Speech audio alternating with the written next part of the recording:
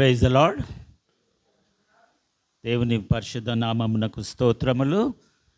ఈ ఉదయకాల సమయమందు దేవుడు నాకు ఒక మంచి అవకాశాన్ని ఇచ్చి మీ మధ్యన వాక్యాన్ని పంచుకొనుటకు ఇచ్చినటువంటి సమయాన్ని బట్టి ప్రత్యేకంగా దేవునికి వందనాలు చెల్లిస్తుంటున్నాను. సంఘ కాపరికి వందనాలు. సంఘస్థులంతా ఎంతో ప్రేమపూర్వకంగా నన్ను ఆహ్వానించి ఈ ఉదయకాలము నాకు అవకాశాన్ని ఇచ్చినందుకు మీకు కూడా వందనాలు చెల్లిస్తుంటున్నాను. వివిధ సంఘాలలో వివిధ రీతులుగా ఆరాధిస్తూ ఉంటారు, లేక ఒక్కొక్క సంఘానికి ఒక్కొక్క డెకోరం లేక ఒక డిసిప్లిన్ అనేది ఉంటుంది. ఉదాహరణకు బ్యాప్టిస్ట్ చర్చిలో ఒక విధంగా ఉంటుంది, హెబ్రోన్లో ఒక విధంగా ఉంటుంది, పెంతెకోస్ట్ చర్చిలో ఒక విధంగా ఉంటుంది, ఇండిపెండెంట్ చర్చిలో వాళ్ళ ఇష్టం, పాస్టర్ని బట్టి ఉంటుంది. అయితే నేను ఎందుకు ఆ విషయాన్ని చెప్తున్నానంటే, ఒక సంఘం అనగా సంఘానికి ఒక డిసిప్లిన్ అనేది ఉండాలి. ఆ డిసిప్లిన్ లేకుంటే సంఘము అభివృద్ధి పరచబడదు. ఆ ప్రాముఖ్యత, డిసిప్లిన్ అనేది ఎంతో ప్రాముఖ్యమైనది. యేసుక్రీస్తు ప్రభువు కూడా ఈ లోకంలో ఉన్నప్పుడు ఎంతో డిసిప్లిన్గా జీవించేవాడు. ఇంకొక విషయాన్ని నేను పంచుకోవాలనుకుంటున్నాను. ఒక వ్యక్తి దేవుని పిలుపును అందుకొని సంఘాన్ని నడపాలంటే, నేను చదువుకునేటప్పుడు నేను 73లో 10th క్లాస్ పాస్ అయ్యాను. 10th క్లాస్ పాస్ అయినప్పుడు మా కొంతమంది మా క్లాస్మేట్స్ ఫెయిల్ అయ్యి దేవుని సేవ కొరకు వెళ్ళిపోయారు. పాస్ అయిన వాళ్ళు మిలిటరీలో వెళ్ళిపోయారు. అయితే ఈ రెండు పనులు చేయాలంటే డిసిప్లిన్ ఎంతో ప్రాముఖ్యమైనది. సోమరిపోతులు కానీ లేక అధైర్యస్తులు కానీ ఈ యొక్క పని చేయాలంటే అర్హులు కాదు. యేసు ప్రభువు యొక్క పని చేయాలంటే ఎంతో శ్రద్ధ, ఎంతో ఓపిక, ఎంతో ఒక ఆతృత కలిగి ఉండాలి. అలాంటిది లేని వ్యక్తులు దేవుని పరిచర్యలో పనికిరారు. ఈ ఉదయకాలమందు మనకందరికీ ఎంతో ఎన్నోసార్లు విన్నటువంటి భాగాన్ని లేక ఆ యొక్క వాక్య పరిచర్యకు తీసుకొని వచ్చినటువంటి భాగాన్ని ఉత్తర ప్రత్యుత్తర రీతిగా దావీదు రాసిన కీర్తన 42, 43వ అధ్యాయాన్ని మీకు అందరికీ కొంతమంది కంటత కూడా వస్తుండొచ్చు, కానీ అది మనం అందరం ఉత్తర ప్రత్యుత్తరుగా అనగా నేను మొదటి వచనం చదివితే రెండవ వచనం మీరు చదవాల. ఎందుకు అనగా మీరు ఆ వాక్యాన్ని చదవటం వలన మీకు శ్రద్ధ లేక ఆసక్తి కలుగుతుంది. కాబట్టి ఆ వాక్యాన్ని దావీదు రాసిన కీర్తన 42వ దావీదు కీర్తన, 43వ దావీదు కీర్తన.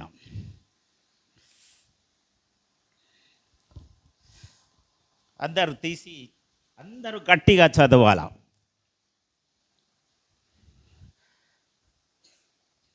దుప్పి నీటి వాగుల కొరకు ఆశపడుచున్నట్లు దేవా నీ కొరకు నా ప్రాణము ఆశపడుచున్నది.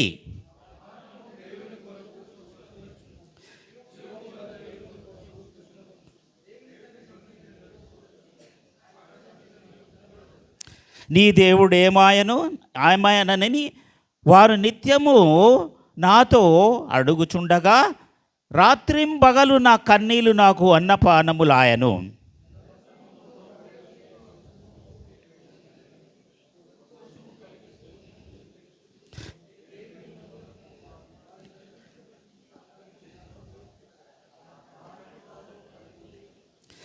నా ప్రాణమా నీవు ఎలా కృంగి ఉన్నావు, నాలో నీవేళ తొందరపడుచున్నావు.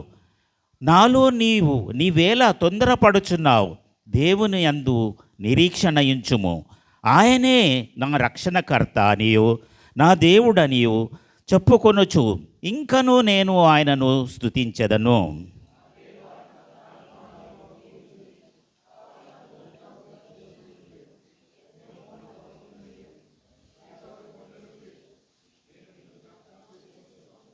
నీ జల ప్రవాహ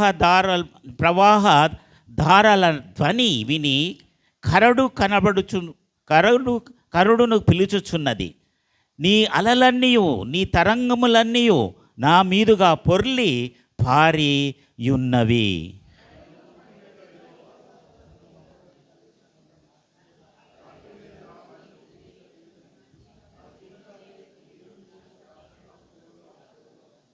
కావున నీవు నన్ను మరచియున్నావు. శత్రు బాధ చేత నేను దుఃఖాక్రాంతుడనై సంచరించవలసి వచ్చనేమి అని నా ఆశ్రయదుర్గమైన నా దేవునితో నేను మనవి చేయుచున్నాను.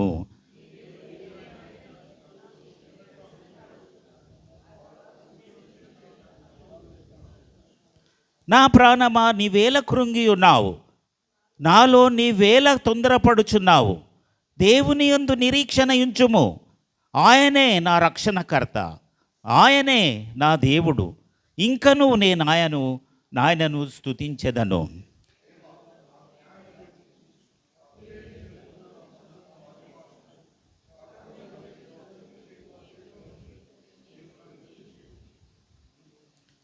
నీవు నాకు దుర్గమైన దేవుడవు. నన్ను త్రోసివేసితివేమి? నేను శత్రు బాధ చేత దుఃఖాక్రాంతుడనై సంచరించనేలా?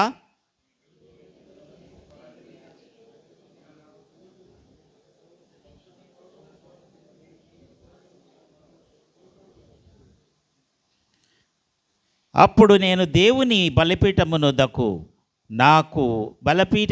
నొద్దకు నాకు ఆనంద సంతోషములు కలుగజేయు దేవుని వద్దకు చేరుదును. దేవా, నా దేవా, సితారా వాయించు నీ కృతజ్ఞతాస్తుతులు చెల్లింతును.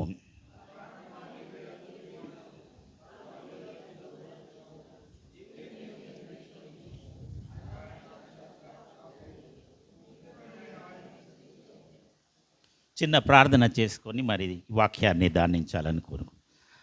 జీవము గల పరిశుద్ధుడా యేసుక్రీస్తు ప్రభువా, చదవబడినటువంటి నీ యొక్క ప్రశస్తమైన వాక్యమును బట్టి నీకు స్తోత్రాలు ప్రభువా. మరి నీ వాక్యాన్ని నీ ప్రజలతో లేక నీ బిడ్డలతో నేను పంచుకొననైంటుండగా నాయన, నన్ను నేను పరిశుద్ధపరచుకొని నీ సిలువ రక్తము ద్వారా నీ సిలువ చాటుకు నన్ను మరుగుపరచుకొని నన్ను నీ నోటి బురగా వాడుకునమని యేసు నామమున ప్రార్థించి వేడుకుంటున్నాను తండ్రి, ఆమేన్.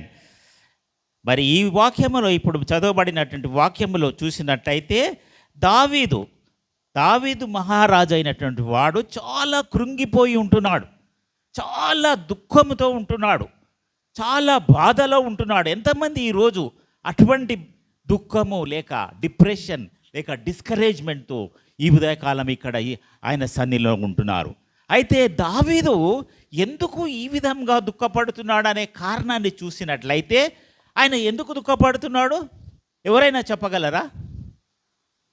ఇదే వాక్యంలో ఉన్నది. ఆయన, నా ప్రాణమా నీవేళ కృంగి ఉన్నావు, నీవేళ నాలో, ఇంగ్లీష్లో అయితే చాలా బాగా రాసింది, డిస్క్వైటెడ్.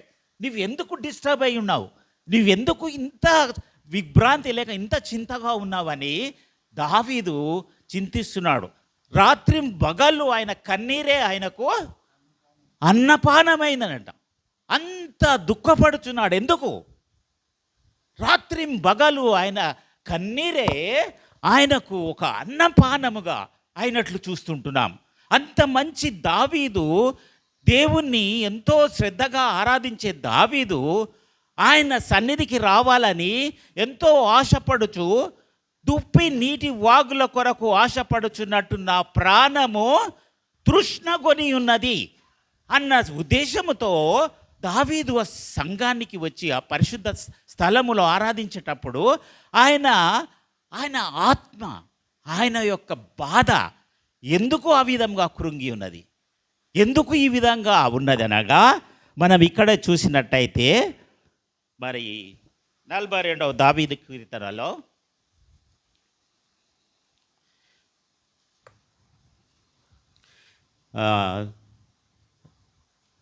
దేవుని సన్నిధికి నేను ఎప్పుడు కనబడదును, నా రక్షణకర్త అయిన దేవుడు ఆయనను ఇక్కడ చూసినట్టయితే ఆయన స్నేహితులు ఆయనను ఎంతో అవమానపరుస్తున్నట్టు చూస్తున్నాం. ఆయన స్నేహితులు, నీవు దేవుణ్ణి ఆరాధిస్తావు, నీవు దేవుణ్ణి పూజిస్తావు, నీవు దేవుని సన్నిధిలో పెద్దగా ఆరాధన చేస్తావు, అయితే నీకు నీ దేవుడు ఏం చేస్తున్నాడు, నీ దేవుడు నీకు ఏమన్నా మంచి చేస్తున్నాడా అని ఆయనను ఒక విధంగా ఇన్సల్ట్ చేస్తున్నారు. ఆయనను ఒక విధంగా చాలా కించపరుస్తున్నారు. నీవు నేను సంఘములో కూడా వచ్చినప్పుడు మనలను ఇతరులు, ఈయన పెద్ద భక్తుల్లాగా బైబిల్ పట్టుకొని వచ్చిండు దేవుడు అని కించపరుస్తున్నప్పుడు మనము ఎప్పుడు కూడా నిరాశ చెందకూడదు. హల్లెలూయా. ఎప్పుడు కూడా మనము అధైర్యపడకూడదు. ఆయనను ఏ విధంగా కించపరిచినారంటే, ఆయన ఎముకలు విరగబొట్టినట్లు, ఆయన ఎముకలకు విరగగొడితే ఎంత బాధ ఉంటుందో అంత బాధ దావీదు మహారాజు అనుభవించినట్టు చూస్తూ ఉంటున్నాము. ఒక పుండు చేస్తే ఎంత గాయమవుతుందో అంతకంటే ఎక్కువ గాయము ఆ దావీదు మహారాజుకు కలిగినట్లు మనము ఈ వాక్యంలో చూస్తూ ఉంటున్నాము. అప్పుడు దావీదు అధైర్యపడలేదు, దావీదు నిరాశ పడలేదు, దుఃఖపడలేదు.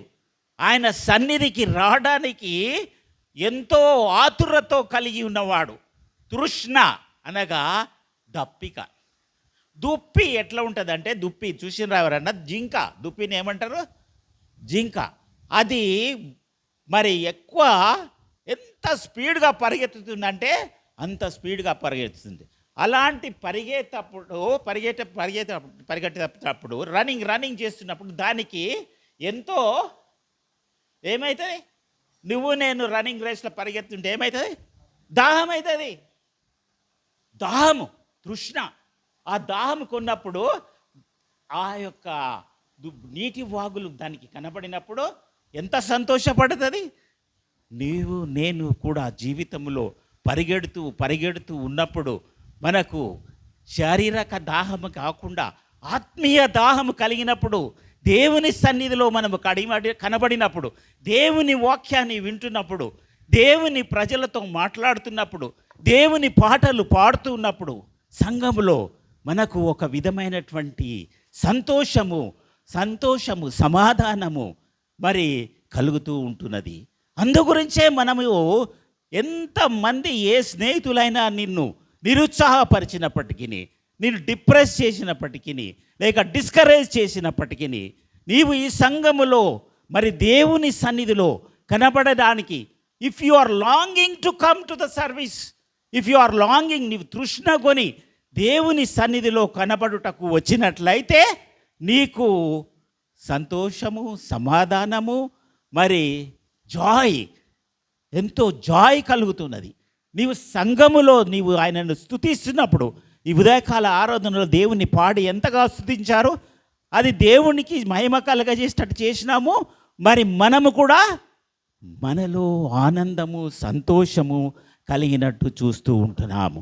ప్రియమైన దేవుని పిల్లలారా, మరి నీవు ఈ ఉదయకాలములో ఎటువంటి బాధ, దుఃఖము, మరి లేక నిరుత్సాహము, డిప్రెషన్, డిస్కరేజ్మెంట్ ఇలాంటివి ఏమి ఉన్నప్పటికీ ఆయన సన్నిధిలో మరి రావడానికి నీవు తృష్ణ కొని ఉన్నట్లయితే ఇష్టముతో రావాలి ఆయనను ఆరాధించుటకు. ఎవరో పిలుస్తారు, పాస్టర్ చెప్తే పాస్టర్ రేపు నెక్స్ట్ వీక్ ఎవరైనా రాలేదు వారు అడుగుతారన్న ఉద్దేశంతో రాకూడదు. నీ యొక్క ఆనందము లేక నీ రక్షణ ఆనందాన్ని పొందుకొనుటకు, నీలో అభివృద్ధి కలుగుటకు, ఆయన సన్నిధిని కనబడుటకు మనము రావాలి. ఆయన సన్నిధిని కనబడుటకు నీవు రావాలి. ఇక్కడ మనం చూసినట్లయితే మరి దావీదు మహారాజు కలిగినటువంటి ఈ దుఃఖము మరి స్నేహితుల ద్వారా, ఇతరుల ద్వారా ఆయనను అవమానించుట వలన ఆ రాత్రింబగలు ఆయన కన్నీరే ఆయనకు మరి ఆహారముగా అయినట్లు చూస్తూ ఉంటున్నాము.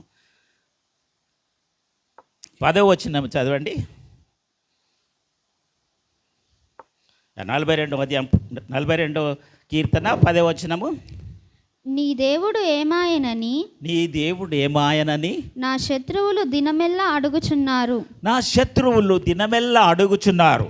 వారు తమ దూషణల చేత తన దూషణల చేత నా ఎముకలు విరుచుచున్నారు. నా ఎముకలు విరుచుచున్నారు. దావీదు ఆ మాటల ద్వారా ఆయన ఎముకలు ఏమవుతున్నాయంటే, ఎముక ఇరగొడితే ఎట్లయితుంది, ఎంత నొప్పి, ఎంత బాధ అవుతుంది. ఊకే ఒక పిన్ను కుచ్చుతనే మనం ఎంతో బాధపడతాం. ఈ యొక్క శత్రువులు, ఆయన మిత్రువులు ఆయనను అనే మాటల వలన ఆయన ఎముకలు విరగొట్టబడినట్లు చూస్తున్నాం. అంత నొప్పి, అంత బాధపడుతున్నట్లు చూస్తూ ఉంటున్నాము. అయినప్పటికీ ఆయన నిరాశపడ్డా? లేదు. అయినప్పటికీ ఆయన నిరాశపడ్డా? ఆయన నిస్పృహ చెందాడా? లేక ఏ విధమైనటువంటి బాధ చెందాడా? లేదు. ఆయన ఎంకరేజ్ చేసుకోగలిగినాడు. ఆయన మాత్రమే ఎంకరేజ్ చేసుకొని ఆయన సన్నిధిని కనబడకు తృష్ణ గొనినట్లు చూస్తున్నాము. ఈ మధ్యాహ్న కాల సమయమందు మరి దేవుడు మనకు ఒక చక్కటి వాగ్దానాన్ని ఇస్తుంటున్నాడు. ఆయన ఏ విధంగా ఎంకరేజ్ చేసుకొనబడ్డాడో మరి ఆయన దేవుని ఎడల ఒక హోప్ కలిగి ఉన్నట్టు చూస్తుంటున్నాం. ఆయన ఈ విషయాన్ని తెలుసుకున్నాక ఆయన సన్నిధిలో ఆయనను ఆరాధిస్తూ ఉన్నప్పుడు ఆయనకు ఒక హోప్ కలిగినది, లేదా ఆయనకు ఒక నిరీక్షణ, ఆయనలో ఒక నిరీక్షణ కలిగినట్టు చూస్తుంటున్నాం. ఆ నిరీక్షణ నీకు నాకు కలగాలంటే, లేక విశ్వాసులమైనటువంటి మనము మరి ఎంతో దుఃఖము, బాధ, డిప్రెషన్ ఏ విధమైన మాటలు విన్నప్పటికీ ఆయన మనలను ఆదరించాలా, లేదా ఆయన మనకు ఓదార్పు కలగజేయాలంటే ఆయన యొక్క వాక్యాన్ని మనము వినాలా, ఆయన వాక్యాన్ని మనము క్లెయిమ్ చేసుకోవాలా, ఆయన ఇచ్చిన ప్రామిస్ను మనము వినాలా, దానికి విధేయత చూపించాలి. అందుకే ఎర్మియా 31వ అధ్యాయము 17వ వచనం చదువుదాం.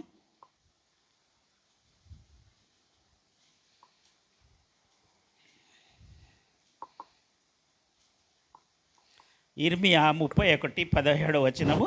రాబోవు కాలమునందు నీకు మేలు కలుగునను నమ్మిక ఉన్నది.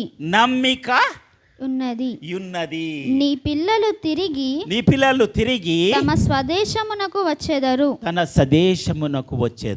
ఇదే యెహోవా వాక్కు. నీవు ఆయన సన్నిధిలో కనబడుట ద్వారా నీకు ఆయన, మళ్ళా చదువమ్మా, నీవు రాబోవు కాలమునందు నీకు మేలు కలుగునను నమ్మికతో నీవు ఈ సంఘములోనికి రావాలా. నీకు మేలుకు కలుగుతున్నది అనే వాక్యాన్ని మీరు క్లెయిమ్ చేసి వచ్చినట్టయితే నీకే కాదు, నీ పిల్లలకు కూడా మేలు కలిగేటట్లు చేస్తానని వాగ్దానము చేసి ఉంటున్నాడు. కాబట్టి ప్రియమైన దేవుని పిల్లలారా, విశ్వాసులారా, ఆయన సన్నిధిలో కనబడుటకు నేను తృష్ణ గొని ఉండాలా. అప్పుడు నీకు ధైర్యము కలగడమే కాక నీకు సంతోషము, నీకు కలగబోవు రోజులలో ఎంతో ఆదరణ, నిరీక్షణ కలగజేస్తానని దేవుడు మనకు వాగ్దానము చేస్తూ ఉంటున్నాడు. మరి ఉదాహరణకు నీ యొక్క దావీదు ఏ విధంగా ఎంకరేజ్ చేయబడ్డాడో చూసినట్లయితే, ఒక ఎముక విరిగినప్పుడు ఏమవుతుందండి? నొప్పి, బాధ కలుగుతుంది. దానికి ఏం చేయాల్సిన అవసరం లేదంట. దాన్ని అట్లనే ఒట్టిగా మెడిసిన్ కూడా ఏమి ఇవ్వాల్సిన అవసరం లేదు. దాన్ని గట్టిగా కట్టి వదిలేస్తే అది విరిగిన జాయింట్ కలిసిన తర్వాత ఎంత స్ట్రాంగ్ అవుతుందంటే అంత స్ట్రాంగ్ అవుతుందంట. హల్లెలూయా. అదే విధంగా మరి నేను ఆయన సన్నిధిలో ఎంకరేజ్ చేయబడి నీ యొక్క బాధను, నీ యొక్క మరి ఆయన సన్నిధిలో ఉన్నట్లయితే ఆ విరిగిన ఎముకల వలె బాధను కోల్పోయి నీకు డబల్ స్ట్రెంగ్త్ వస్తూ ఉంటుంది. నీకు డబల్ స్ట్రెంగ్త్, ఆ పోయిన ఎముకకు ఉన్నటువంటి విరిగిన ఎముక ఇంకా గట్టిగా చాలా స్ట్రాంగ్గా అవుతున్నది. ఆత్మీయ విషయంలో కూడా నీవు నేను కృంగిపోయినట్లయితే, ఆయన సన్నిధిలో మరి నీవు బాధపడుతూ ఉన్నట్టయితే నిన్ను నీవు ఎంకరేజ్ చేసుకో, నిన్ను నీవు ఆదరణ చేసుకో. వాక్యము ద్వారా నీవు ఇంకా ధైర్యముగా బలముగా నిలబడే శక్తిని పరిశుద్ధాత్మ శక్తి నీకు నాకు దయచేస్తాడు. ఇది ఆయన చేసిన వాగ్దానము, నేను చెప్పే మాటలు కాదు. యెహోవా దేవుడు, మన పరిశుద్ధాత్మ దేవుడు చేసినటువంటి వాగ్దానము. ఆయన వాగ్దానము చేసి నెరవేర్చేవాడే కానీ మాట తప్పని దేవుడు. ఆమేన్. అయితే ఈ వాగ్దానాన్ని మనలో నెరవేరుటకు మనం అందరము ఆయన సన్నిధిలో కనబడాల. అప్పుడు నీకు కొన్ని మేలులను దయచేస్తానంటున్నాడు. ఇర్మియా కాదు,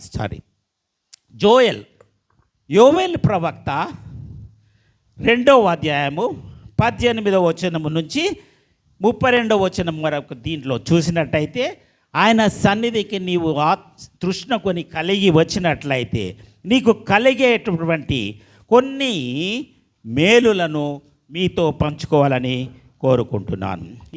జోయల్ 2వ అధ్యాయం 19వ వచనం చదవమ్మా. మరియు యెహోవా తన జనులకు ఉత్తరమిచ్చి చెప్పినదేమనగా ఇకను అన్యజనులను మిమ్ములను అనుమానాస్పదము చేయక అవమానాస్పదము చేయక మీరు తృప్తి నొందునంతగా, ఇక మిమ్ములను అవమానపరచక లేక మిమ్ములను సిగ్గుపరచక మిమ్మును దిగులు చెందనీయక ఆయన ఏం చేస్తాడంట? మీరు తృప్తి నొందునంతగా నేను మీకు ధాన్యమును క్రొత్త ద్రాక్షారసమును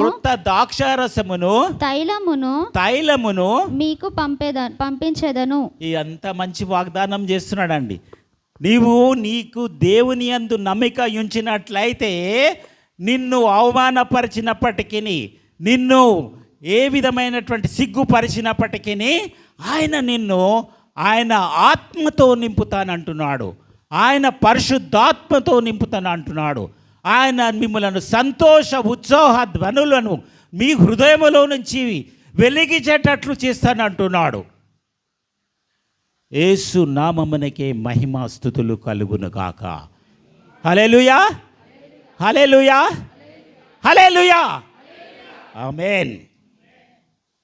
దేవుడు మనందరినీ ఆయన ఆత్మతో, ఆయన పరిశుద్ధాత్మతో, ఆయన సన్నిధిలో మన అందరినీ నింపును గాక, నిన్ను నన్ను. అయితే ఈ ఉదయకాలమందు మరి కొన్ని విషయాలను మనము చాలా క్షుణ్ణముగా, చాలా మరి ఎవరి గురించి నా విషయం నేను మాట్లాడతలేను, ఒకరి గురించి కాదు, అది నా గురించే నేను ఆలోచిస్తుంటున్నాను. అది చాలా జాగ్రత్తగా వినాలి. అపోస్తలుడైన పౌలు మరి ఒక విషయాన్ని మాట్లాడాడు. మొదటి తెస్సలోనియులకు రాసిన పత్రిక 5వ అధ్యాయము 14. కొన్ని వార్నింగ్స్ మనం చేస్తున్నాం, వార్నింగ్స్ ఇస్తున్నాడు. నీవు ఆయన సన్నిధిలో కనబడాలంటే నీవు కొన్ని వార్నింగ్స్ తీసుకోవాలా. అది అపోస్తలుడైనటువంటి పౌలు మొదటి తెస్సలోనియులకు రాసిన పత్రిక 5వ అధ్యాయము 14వ వచనము 15వ వచనం చదవండి. సహోదరులారా నేను మీకు బోధించినది ఏమనగా అక్రమముగా నడుచుకొని వారికి బుద్ధి చెప్పుడి. ఎవరు చెప్తున్నారండి ఇది? ఎవరు చెప్తున్నారు? అపోస్తలుడైన పౌలు తెస్సలోనియులకు రాసిన సంఘానికి హెచ్చరిస్తున్నాడు, వార్నింగ్ చేస్తున్నాడు. ఏమని చెప్తున్నాడో? అన్యాయముగా నడుచుకొని వారికి బుద్ధి చెప్పుడి. వార్న్ చేయాల, మనము వారికి బుద్ధి చెప్పాలా. తర్వాత ధైర్యము చెడిన వారిని ధైర్యపరచుడి. అబ్బా, మనము ధైర్యపడి ఇంట్లో కూర్చొని దేవుని సన్నిధికి పోతే ఏం దొరుకుతుంది నాకు అనే వారికి ఏం చేయాలంట? చదువమ్మా. ధైర్యపరచుడి. ధైర్యపరచుడి. You have to encourage them. అప్పుడు నీవు ఆ వార్నింగ్ నువ్వు తీసుకోగలిగాడు. అదే 2 తెస్సలోనికీ 3:6 చదవమ్మా. 2 తెస్సలోనికీయులకు 3:6. సహోదరులారా, మా వలన పొందిన బోధన ప్రకారము కాక, మా వలన పొందిన బోధనల ప్రకారము కాక, అక్రమముగా నడుచుకొను ప్రతి సహోదరుని యొద్ద నుండి తొలగిపోవలెను. అపోస్తలుడైన పౌలు ఇక్కడ స్పష్టంగా రాస్తున్నాడు. ఇంగ్లీష్లో చాలా చక్కగా రాస్తున్నాడు. Stay away from Christians who lives in idleness and does not follow the tradition of Lord's work. దేవుని పరిచర్య జరిగించకుండా ఆటంకపరిచే వాళ్లకు you have to stay away. ఇది అపోస్తలుడైన పౌలు తెస్సలోనికీయులకు రాస్తున్నాడు. ఎప్పుడో 2000 సంవత్సరాల కింద. నీవు వారికి దూరంగా ఉండుము. అంత మాత్రమే కాకుండా ఇంకా చదవండి. ఎలాగు మమ్మును పోలి నడుచుకోవలెనో మీకే తెలియను. అపోస్తలుడైన పౌలు ఏ విధంగా నడుచుకున్నాడో ఆ విధంగా ఏ వ్యక్తి కూడా చెప్పలేదు. నేను యేసుక్రీస్తును పోలి నడుచుకున్నాను కాబట్టి మీరు కూడా నన్ను పోలి నడుచుకునుడి అనేటటువంటి శక్తిని మనకు దేవుడు అనుగ్రహించునుగాక. దేవుని సేవకులమైనటువంటి ప్రతి వ్యక్తి అపోస్తలుడైన పౌలు వలె మీరు క్రీస్తును పోలి నడుచుకున్న ప్రకారము నన్ను పోలి నడుచుకొనుడి అని చెప్పే కెపాసిటీ మనకు రావాలా. ఆమేన్. ఎప్పుడు వస్తుందంటే అది ఎప్పుడొస్తుంది ఆ విధమైనటువంటి శక్తి? గలతీయులకు 5:22, 23 చదవండి. గలతీయులకు 5:22-23. అయితే ఆత్మఫలమేమనగా చదవమ్మా. ప్రేమ, సంతోషము, సమాధానము, దీర్ఘశాంతము, దయాలుత్వము, మంచితనము, విశ్వాసము, సాత్వికము, ఆశానిగ్రహము, ఇట్టి వాటికి నియమమేమీ లేదు. క్రీస్తు యేసు సంబంధులు అనగా నీవు నేను విశ్వాసులమైనటువంటి క్రీస్తు యేసు సంబంధులు శరీరమును దాని ఇచ్చలతోను దురాశలతోను సిలువ వేసి ఉన్నాము. ఇవన్నీ మనము సిలువ వేశాము. యేసుక్రీస్తు ప్రభు మన నిరాశ, మన దురాశ, మన కోపము, మన అన్ని ద్వేషము యేసుక్రీస్తు ప్రభు అనుభవించున్నాడు. అవన్నీ మన కొరకై ఆయన అనుభవించున్నాడు. కాబట్టి మనము పరిశుద్ధాత్మ ద్వారా మరి శాంతి, సమాధానము, దీర్ఘశాంతము, దయాలుత్వము ఇవన్నీ కూడా కలిగి ఉన్నప్పుడు నీవు క్రీస్తును పోలి నడుచుకునేటటువంటి శక్తిని మనకు దయచేస్తానంటున్నాడు. ఎంతమంది నమ్ముతున్నారండి? ఇవన్నీ కావాలంటే మనకు ఎంతో ఓర్పు, సహనము, మరి ఎంతో నిరీక్షణ అనేది చాలా ప్రాముఖ్యమైనది. విశ్వాసులమైనటువంటి వాళ్ళమైనటువంటి వారు నిరుత్సాహపడకూడదు, అధైర్యపడకూడదు, దుఃఖపడకూడదు. క్రీస్తునందు ఆనందిస్తూ ఉన్నట్లయితే క్రీస్తును పోలి నడుచుకునడమే కాక నన్ను పోలి నడుచుకోనమని చెప్పేటటువంటి ధైర్యాన్ని మనకు అనుగ్రహిస్తాడు. మరి నీకు నాకు అలాంటి ఆశ, అలాంటి తృష్ణ కలిగి ఉంటున్నామా? ఎంతమంది ఆత్మల రక్షణ కొరకై నిజంగా పోరాడుతున్నారు? ఆత్మల రక్షణ కొరకై ఒక్క ఆత్మనైనా నశించిపోవడము ఆయనకి ఇష్టం లేదు. నీకు ఒక్క అవకాశం దొరికిన ఈ రోజులలో మనకు ఎంతో అవకాశాలన్నీ పోయినాయి, ఫ్రీడమ్ లేదు ఇండియాలో. కానీ నీవు ఇండివిజువల్గా నీకు ఎవరైనా ఒక స్నేహితుడు కనబడితే, నేను హెబ్రోన్లో బాప్టిజం 1973 సంవత్సరం భక్త్ సింగ్ బ్రదర్ ద్వారా, మరి సిడి దాసన్ బ్రదర్ ద్వారా తీసుకొని ఉంటున్నాను. అప్పుడు అక్కడికి వచ్చిన ప్రతి ఒక్క brother, are you born again, నువ్వు తిరిగి జన్మించావా అని వదలకుండా అడిగేటటువంటి వారు. మరి నీవు నేను ఆ విధంగా నీకు ఛాన్స్, నీకు ఆపర్చునిటీ దేవుడు అనుగ్రహించినప్పుడు నీవు ఆయన కొరకు బాధ లేక ఆయన కొరకు నీకు ఆశ ఉన్నదా? ఆత్మల రక్షణ కొరకై నీవు నేను ఎంతో ఆశపడాలా, ప్రార్థించాలా, దేవుని అడగాల. I want to become a soul winner. నీవు నేను సోల్ విన్నర్స్ కావాలా, సోల్స్ను సంపాదించాలా, ఆత్మలను సంపాదించాలా. అప్పుడు నీకు మహిమ కిరీటము, దేవునికి మహిమ కలుగుతూ ఉంటుంది. అది చాలా ప్రాముఖ్యమైనటువంటి విషయము. కాబట్టి ప్రియమైన స్నేహితులారా, ఎప్పుడైతే నీవు ఆత్మ ఫలాలను, ప్రేమ, సంతోషము, సమాధానము నీలో ఉంటుందో అప్పుడు నీవు ఇతరులను రక్షణలోకి నడిపించే ధైర్యాన్ని లేక పరిశుద్ధాత్మ శక్తిని యేసుక్రీస్తు ప్రభువు మనకు దయచేస్తానంటున్నాడు. మరి అంత మాత్రమే కాకుండా హబక్కుకు, మరి దుప్పి ఏ విధంగా ఉంటుంది? అక్కడ ఉన్నాయి అవి, నేను చూడలేదు. ఎవరైనా చూడకుంటే అక్కడ చూడండి. Dear, as the dear panteth for the waters, my soul, నా ఆత్మ దేవుని కొరకు తృష్ణగొని ఉన్నది. ఆ కాళ్ళను దేవుడు ఏం చేస్తాడంట? హబక్కుకు 3:19 చూడండి. జింక లేదా ఆ యొక్క దుప్పి గురించి చాలా చక్కగా వర్ణించి ఉంటున్నాడు. హబక్కుకు 3:19. ప్రభువగు యెహోవాయే నాకు బలము, ప్రభువగు యెహోవాయే నాకు బలము, ఆయన నా కాళ్ళను లేడి కాళ్ళ వలె లేడి అంటే ఆడామే కాదండి. లేడీ అంటే లేడీస్ కాదు.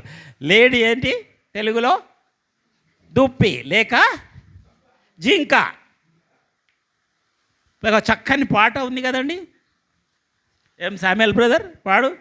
నా కాళ్ళను లేడి కాళ్ళగా ఎత్తైన స్థలములో శక్తితో నిలిపి, నా కాళ్ళను లేడి కాళ్ళగా చేసి ఎత్తైన స్థలములో శక్తితో నిలిపి నాకందించి రక్షణకే అపజయమిచ్చెను అపవాదికిని, అపజయమిచ్చెను అపవాదికిని. యెహోవా నా బలమా, యథార్థమైనది నీ మార్గం, పరిపూర్ణమైనది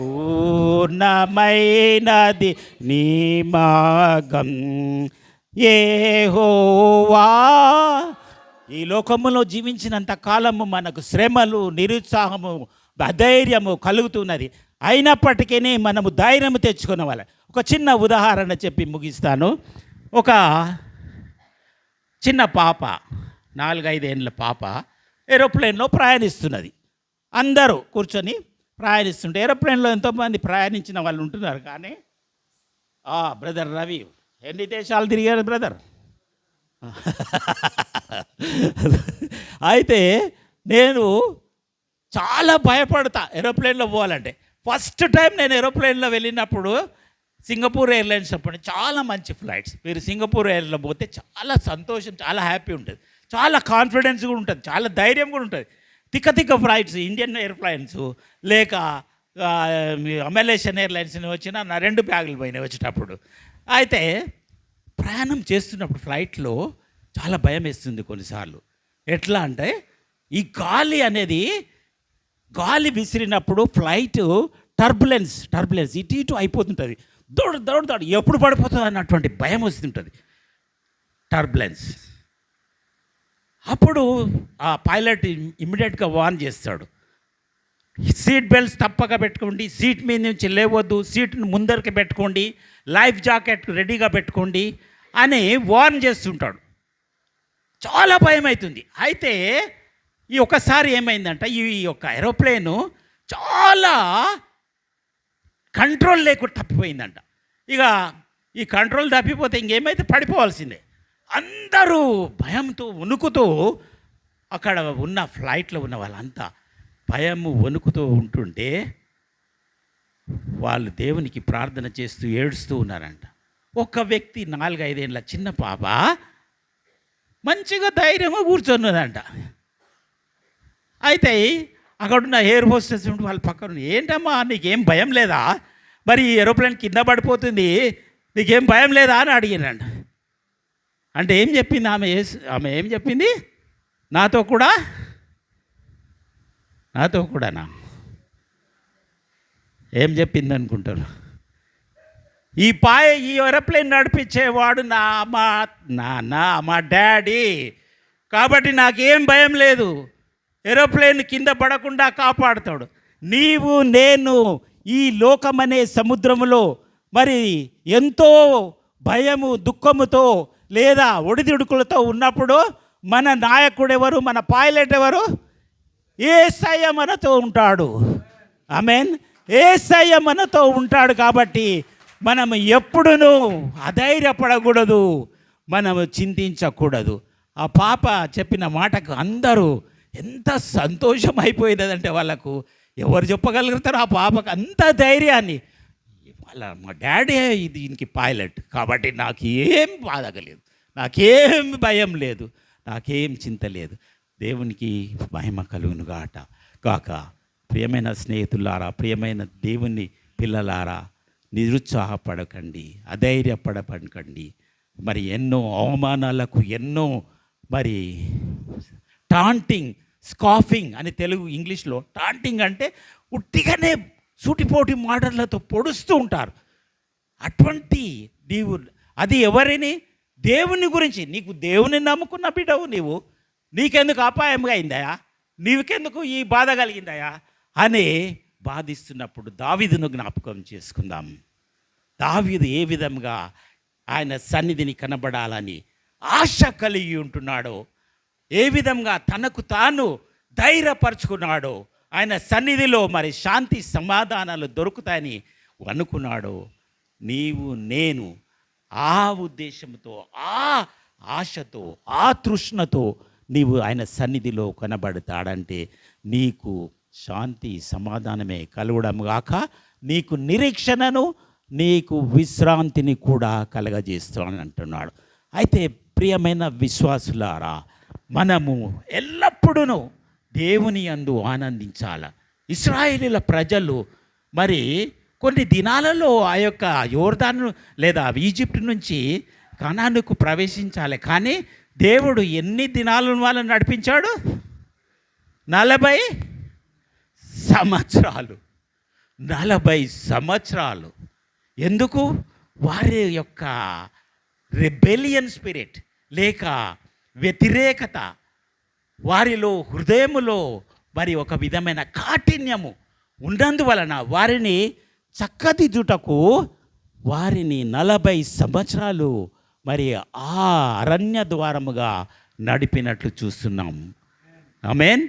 మరి నీవు నేను కూడా మన జీవితంలో మనం ఇంకా సంవత్సరాలు, నాకు 67 సంవత్సరాలు, ఇంకా బ్రతుకుతే 4 సంవత్సరాలు 5 సంవత్సరాలు బ్రతుకుతాను, కానీ దేవుని కొరకు నేనేం చేసినా అనే ప్రశ్న నాకు గత 3-4 సంవత్సరాల నుంచి ఆ యొక్క లేదా ఆశ నాలో పుట్టినది. కాబట్టి అందుకొరకే నేను ఇండియాకు వస్తున్నాను. 6 నెలలకు ఎందుకు రావాలి? ప్రయాణం చేయాలంటే చాలా కష్టం అండి. ఉట్టిగా సంతోషంగా బయటలో వస్తామనుకుంటున్నాం, కానీ కాళ్ళు వాసిపోతాయి, మోకాళ్ళను వస్తాయి, మెడలు గుంజుతాయి, కూర్చొని. అయితే దేవుని సేవకులు ఏ విధంగా ప్రయాణం చేసి వచ్చి ఉంటారు? America, Canada, Japan. ఒక మిషనరీ అంట రష్యా నుంచి రష్యా నుంచి జనగాంకు నడుచుకుంటూ వచ్చాడంట దేవుణ్ణి పరిచయం చేయడానికి. నడుచుకుంటూ, ఆయన పేరే ప్రెస్టన్. ఎన్నోసార్లు ఆయన విలియం కుంటం చెప్పాడు అది. రష్యా నుంచి అది గూగుల్ చేస్తే కూడా ఆయన పేరు ప్రెస్టన్ స్కూల్ అని కూడా జనగాంలో పెట్టాడు ఆయన. ప్రెస్టన్ స్కూల్ అది ఇప్పుడు అమ్మేసి ఉన్నది, అది ఇంకా స్కూల్ ఉన్నది. ఎవరికి అంత దేవుని యందు ఆసక్తి కలిగి ఉంటుందంటే నిజంగా ఆయనను నీవు ఎరిగి ఉన్నట్టయితే, నిజంగా నీవు ఆయన హృదయంలో ఉంచుకున్నట్టయితే నీవు ఎటువంటి బాధ అయినా కూడా తట్టుకునేగల శక్తి. రష్యా నుంచి ఢిల్లీకి నడుచుకుంటూ వచ్చి, ఢిల్లీ నుంచి హైదరాబాద్కు, హైదరాబాద్ నుంచి జనగాంకు నడుచుకుంటూ, ఇక్కడ నుంచి గాంధీనగర్కు నడుచుకుంటూ పోవాలంటేనే ఎవడన్నా లిఫ్ట్ ఇస్తాడా అని చూస్తుంటాం. మరి దేవుడి శక్తిని పొందుకోవాలంటే మరి అటువంటి బాధను కూడా తట్టుకునే, లేక అటువంటి ధైర్యాన్ని, లేక అటువంటి శక్తిని దయచేస్తాడు యేసు ప్రభు, పరిశుద్ధాత్మ శక్తుడు. మరి నీవు నేను కొన్ని ఆత్మలైన రక్షించుకొనుటకు ఈరోజు నుంచి ఒక తీర్మానం చేసుకుందాం. నీకు సమయం దొరికినప్పుడు యేసు ప్రభు చేసినటువంటి రక్షణ సువార్త ఏం లేదు, ఏం చెప్పాలి యేసుక్రీస్తు గురించి? ఆయన నిన్ను నన్ను ప్రేమిస్తున్నాడు కాబట్టి. యేసు ప్రభు సిలువలో అంత ఘోరంగా ఎందుకు కష్టపడి చావాల్సి వచ్చిందండి? ఎందుకొరకు? ఆయన సొంత కుమారుని ఎందుకు పంపాడు? ఆయన ఒక మాటతోనే అందరినీ రక్షించవచ్చు కదా. మరి ఆయనను ప్రేమించకుండా నిన్ను నన్ను ప్రేమిస్తున్నాడు కాబట్టి ఆయన సొంత కుమారుని కూడా లెక్క చేయకుండా సిలువ పైన పాట మీరు చెప్పారు కదా, ఎంత ఘోర బాధ అనుభవించాల్సి వచ్చింది. ఉమ్మి వేయబడ్డాడు. నీవు కొట్టి దెబ్బలు తిన్నా, ఏమి అవమానం చేసినా ఓర్చుకోగలుగుతాం. కానీ ఇప్పుడు నేను ముందర మాట్లాడుతున్న తుత్తర్లు వస్తే కూడా కోపం వస్తుంది, పాడితే ఒక మీన కాకరించి ఉమ్మించంటే యేసుక్రీస్తువు ఎంత దయ, ఎంత ఓర్పు కలిగి ఆయన నీ కొరకు నా కొరకు మరణించాడండి. అటువంటి అవమానాలను మనం భరించగలమా? నీవు నేను ఎవరైనా, నీ స్నేహితుడు కానీ, నీ యొక్క ఎవరైనా కానీ, ఒకప్పుడు నేను మేడ్చల్లో పనిచేస్తుంటే స్కూటర్ మీద వెళ్తున్నా, ప్యారడైజ్ నుంచి ఒక వ్యక్తి బస్సులో కూర్చొని పాన్ పరాగ్ తొప్పున ఉమ్మించాడు. నా మీద కొద్దిగా అయితే పడేది, మొత్తం అది పడింటే ఎంత వికారం, ఎంత ఇదైపోయేది కదా, గలీజ్గా అయిపోయింది. అటువంటిది కూడా క్రీస్తు ప్రభువు భరించాడు, అవమానాలను భరించాడు. దేవుని నామమునికే మహిమ కలుగుగాక. అందుకొరకే యేసుక్రీస్తు ప్రభు అంత ఘోరాది ఘోరమైన హీ హ్యాస్ టు సఫర్. అది దేవునికి సంతోషమైందంట. ఎందుకు? ఈ ఆత్మలన్నీ రక్షణలోకి నడిపించబడతాయి ఒక్క యేసు ప్రభు శిలువ మరణం ద్వారా, ఒక్క యేసు ప్రభు చిందించిన రక్తం ద్వారా. నేను, నా పిల్లలు, మీరు, మీ పిల్లలు, ఇక్కడున్న సంఘస్థులందరి కొరకై ఆయన ప్రాణాన్ని అర్పించున్నాడు. కాబట్టి రక్షణలో నడిపించిన ప్రతి వ్యక్తి ఆ భారాన్ని కలిగిన వారమే ముందు సాగాలని మీ అందరినీ ప్రేమపూర్వకంగా కోరుకుంటున్నాను. దేవుడు నాకు ఇచ్చిన సమయాన్ని బట్టి మరి ఒకసారి వందనాలు చెల్లిస్తాను. మీరందరూ ఎంతో మరి ఆసక్తితో, శ్రద్ధతో, మరి ఓపికతో విన్నందుకు మీకు కూడా నా హృదయపూర్వక వందనాలు చెల్లిస్తూ మిమ్మల్ని అందరినీ ఆ యేసుక్రీస్తు ప్రభు ఇంకా ఇంకా ఇంకా దీవిస్తూ ఇంకా బలముగా ఆయన సేవలో వాడుకోనాలని ప్రార్థిస్తూ ఉంటున్నాను. చివరిగా ఈ వాక్యాన్ని పాల్స్ గ్రీటింగ్స్ చదివి ముగిస్తాను. బ్రదర్ జంగారెడ్డి పాస్టర్ మా మధ్యలో ఉన్నాడు, ఆయన చదువుతాడు. 2వ తెస్సలోనికీయులకు 3వ అధ్యాయము 16వ పద్యం వచ్చిన ఇట్స్ గ్రీటింగ్స్. మీకు అందరికీ సమాధానములు కలుగునట్టు మన సహోదరుడు బైబిల్, తెలుగు బైబిల్ కావాలన్నా బ్రదర్? 2వ తెస్సలోనికీయులకు టైం అయిపోతుంది కదా. అందరూ కలిసి కూడా అండి చదవండి.